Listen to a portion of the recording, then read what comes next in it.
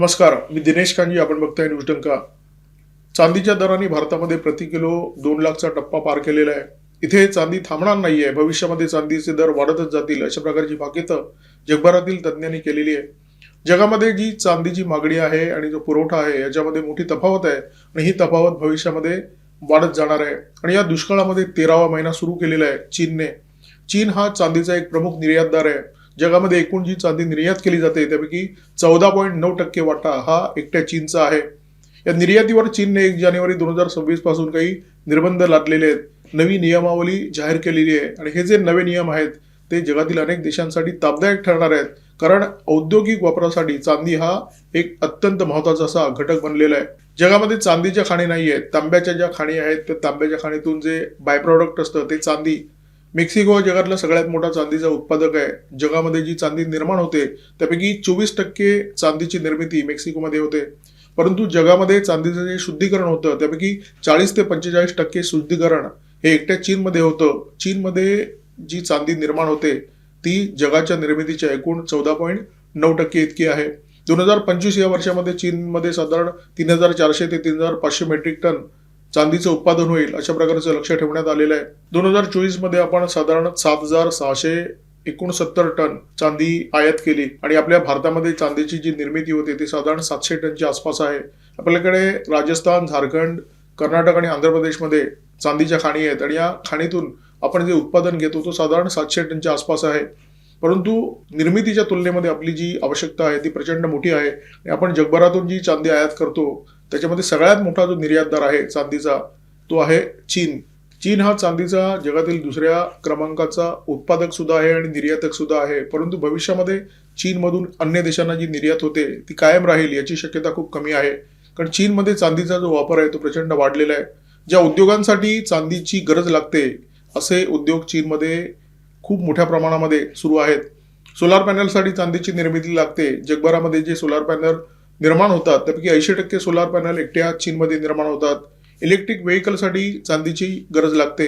जगभरामध्ये जितकी इलेक्ट्रिक वाहनं निर्माण होतात त्यापैकी 60% वाहनं एकट्या चीनमध्ये निर्माण होतात. 2024 मध्ये एकट्या चीनमध्ये 12.4 दशलक्ष इलेक्ट्रिक वाहनांची निर्मिती झाली. भारतामध्ये जेव्हा केव्हा इलेक्ट्रिक वाहनांची चर्चा होते तेव्हा आपल्यासमोर एकच नाव येतं, टेस्ला. परंतु टेस्लाला कधीच मागे टाकून चीनची BYD ही कंपनी इलेक्ट्रिक वाहनांच्या निर्मितीमध्ये जगात नंबर 1 झालेली आहे. युरोपातील अनेक देशांमध्ये तुम्हाला फक्त BYDच्या कार दिसतील कारण टेस्लाच्या तुलनेमध्ये या अधिक स्वस्त आहेत आणि अधिक आकर्षक सुद्धा.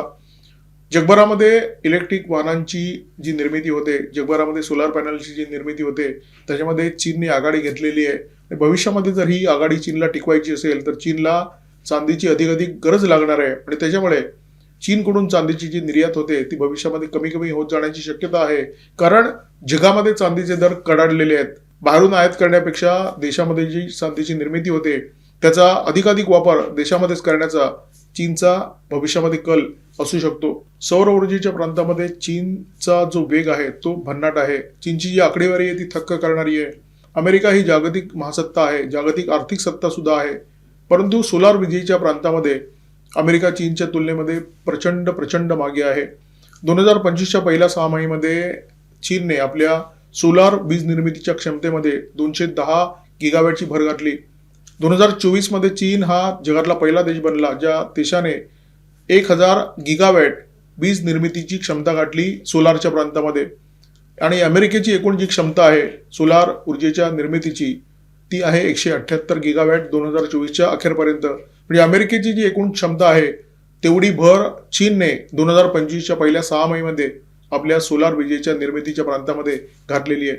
जगभरातील देश ग्रीन एनर्जीच्या निर्मितीवर आणि ग्रीन एनर्जीच्या वापरावर भर देतात आणि त्याचं कारण स्पष्ट आहे. ग्रीन एनर्जीचा जर तुम्ही वापर केला तर प्रदूषणाची जी पातळी असते ती कमी होते किंवा जर पूर्णपणे तुमचा भर ग्रीन एनर्जीवर असेल तर प्रदूषण निर्माण होण्याचा प्रश्नच नसतो. परंतु अमेरिकेचे राष्ट्राध्यक्ष डोनाल्ड ट्रम्प मात्र कायम ग्रीन एनर्जी या विषयावर आगपाखड करत असतात आणि त्याचं कारण या ग्रीन एनर्जीच्या क्षमतेसाठी प्रचंड मोठ्या गुंतवणुकीची गरज असते. अमेरिका या प्रांतामध्ये प्रचंड मागे आहे आणि चीनची जर बरोबरी करायची असेल तर अमेरिकेला या क्षेत्रामध्ये प्रचंड मोठी गुंतवणूक करावी लागेल, बराच काळ सुद्धा द्यावा लागेल आणि तेवढी गुंतवणूक करण्याची क्षमता कदाचित आज अमेरिकेची नाहीये आणि त्याच्यामुळे चीनच्या प्रगतीबाबत अमेरिकेच्या मनामध्ये प्रचंड जळजळ आहे आणि त्याच जळजळीपोटी डोनाल्ड ट्रम्प ग्रीन एनर्जी या विषयावर आगपाखड करत असतात, चीनवर टीका करत असतात. त्यांची परिस्थिती कोल्ह्याला द्राक्ष आंबट अशा प्रकारची झालेली आहे.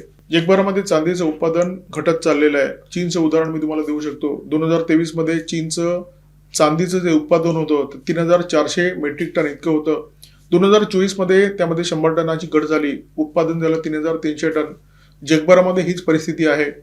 मागणी वाढते, उत्पादन कमी होत आहे, पुरवठा कमी होतोय आणि त्याच्यामुळे जगातील प्रत्येक देश चांदीचा साठा निर्माण करण्याच्या दृष्टीने प्रयत्न करताना दिसतोय. चांदीची मागणी आणि चांदीचा पुरवठा याच्यामध्ये जी तफावत आहे ती साधारण 5,000 मेट्रिक टन पर्यंत जाण्याची शक्यता आहे. भविष्यामध्ये ती अधिक वाढण्याची शक्यता आहे. चीनला हे माहिती आहे भविष्यामध्ये चांदीची प्रचंड चणचण भासणार आहे. त्यामुळे देशांतर्गत जी चांदीची निर्मिती होते त्या निर्मितीवर नियंत्रण ठेवून देशात साठा वाढवायचा आणि निर्यात कमी करायची हे चीनचं धोरण आहे. औद्योगिक क्षेत्रामध्ये चांदीचा वापर वाढतोय. ज्या गोष्टींच्या निर्मितीसाठी चांदी वापरली जाते त्या गोष्टी इतक्या महत्वाच्या आहेत की कोणताही देश त्या नजरेआड करू शकत नाही, कारण कोणत्याही देशाची प्रगती या वस्तूंच्या शिवाय होऊ शकत नाही. सोलार पॅनल आहेत, इलेक्ट्रिक वाहनं आहेत, शस्त्रास्त्र आहेत, रॉकेट्स आहेत, उपग्रह आहेत. या गोष्टी अत्यंत महत्वाच्या असल्यामुळे त्याची निर्मिती करणं प्रत्येक देशाला भाग आहे. त्यामुळे भविष्यात सुद्धा चांदीची मागणी वाढतच राहणार आहे. चीनला या गोष्टीचं भान आहे आणि म्हणूनच चांदीच्या निर्यातीवर चाप लावण्याचा निर्णय चीनी सरकारने घेतलेला आहे. चीन निर्यातीला चाप लावण्याचा प्रयत्न करतोय. याचा अर्थ देशात निर्मिती करण्यात आलेल्या चांदीचा देशातच उपयोग व्हावा असं चीनी सरकारचं धोरण आहे. याचे 2 महत्वाचे फायदे चीनला होण्याची शक्यता आहे. एकतर जगभरामध्ये चांदीचे दर प्रचंड कडाडलेले आहेत, ते अधिक कडाडले जाण्याची शक्यता आहे. त्यामुळे चीनला देशांतर्गत निर्मिती झालेली चांदी स्वस्तामध्ये उपलब्ध होऊ शकेल. चीनचे पैसे वाचतील.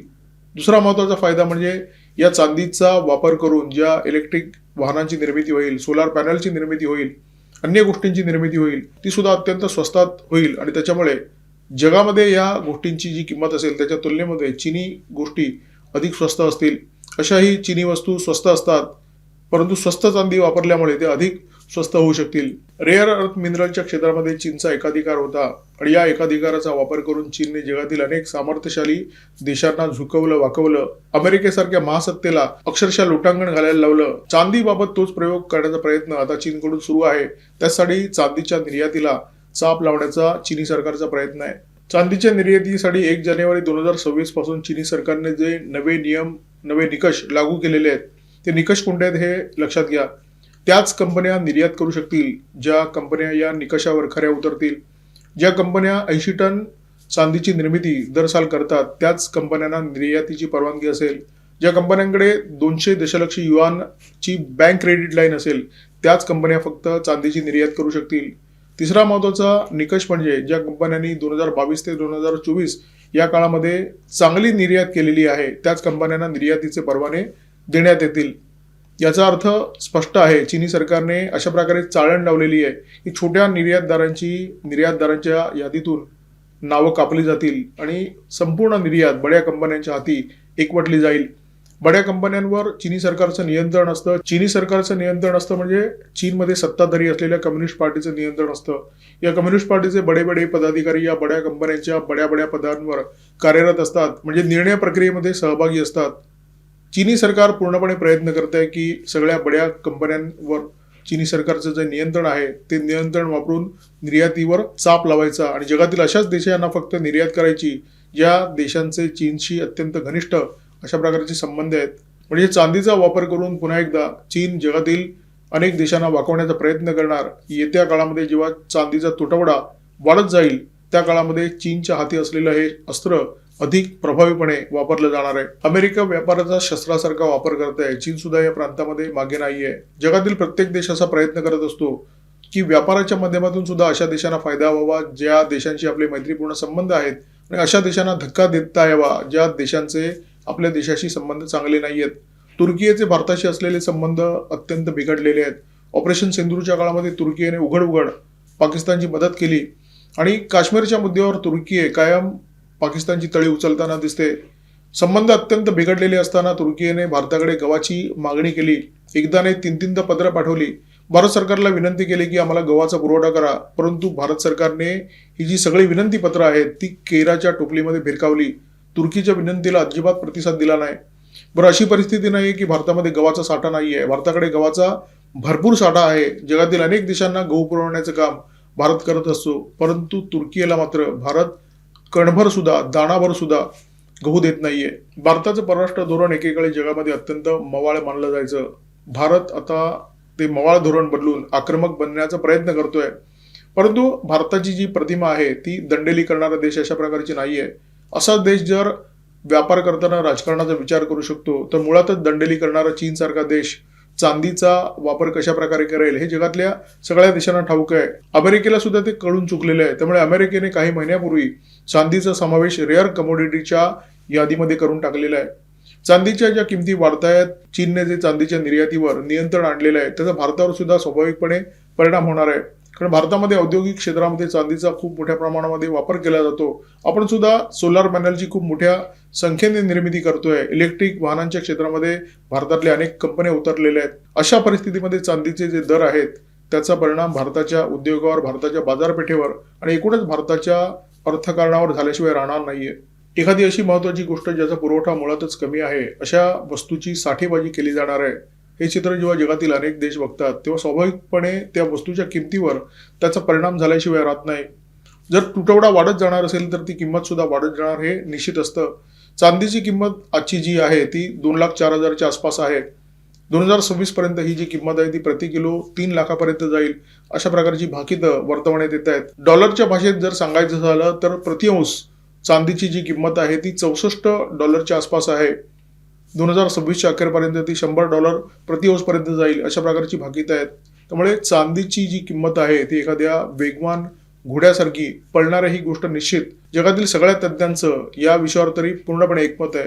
चांदीची किंमत 2 लाख पार गेलेली आहे. या वर्षभरामध्ये चांदीने जवळजवळ 127% परतावा दिलेला आहे. म्हणजे एका वर्षामध्ये चांदीच्या किमती दुप्पट झालेल्या आहेत. तरी सुद्धा तज्ज्ञ असं म्हणतात की ही फक्त सुरुवात आहे. चांदीचे भाव आता पुढे चढायला सुरुवात झालेली आहे.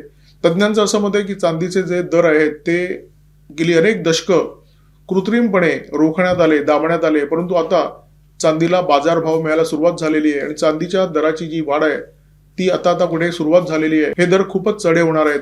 2024 मध्ये 7,669 टन चांदी आपण आयात केली. 2023चा जर विचार केला तर 2023च्या तुलनेमध्ये हे जे प्रमाण आहे ते दुपटीपेक्षा वाढलेलं आहे आणि ही जी आयात आहे ती भविष्यामध्ये वाढत राहील अशा प्रकारची शक्यता आहे. कारण रेअर अर्थच्या प्रकरणामध्ये भारताचं तोंड पोळलेलं आहे. अमेरिकेचं जास्त पोळलं होतं, भारताचं सुद्धा पोळलं होतं. त्यामुळे चांदीच्या बाबतीत भारताने खबरदारी घ्यायला सुरुवात केलेली आहे आणि देशामध्ये चांदीचे बऱ्यापैकी साठे असतील अशा प्रकारची खबरदारी, अशा प्रकारची उपाययोजना केंद्र सरकारने करायला सुरुवात केलेली आहे. या व्हिडिओमध्ये तुर्तास इथेच थांबतोय. या व्हिडिओमध्ये चांदीच्या दराबद्दल जे भाकीत करण्यात आलेलं आहे ते तज्ज्ञांच्या मताच्या आधारे सांगण्यात आलेलं आहे. तुम्हाला जर चांदीची खरेदी किंवा विक्री करायची असेल तर तुमच्या आर्थिक सल्लागाराला विचारूनच करा, ही नम्र विनंती. व्हिडिओ जर आवडला असेल तर लाईक करा, शेअर करा, कॉमेंट बॉक्समध्ये भरभरून व्यक्त व्हा. न्यूज डंका सबस्क्राईब करण्याच्या बरोबर बीज डंका हा आमचा व्यवसायविषयक चॅनल आहे, तो सुद्धा आवर्जून सबस्क्राईब करा. तिथे सुद्धा बेल आयकॉन दाबायला विसरू नका. नमस्कार, धन्यवाद.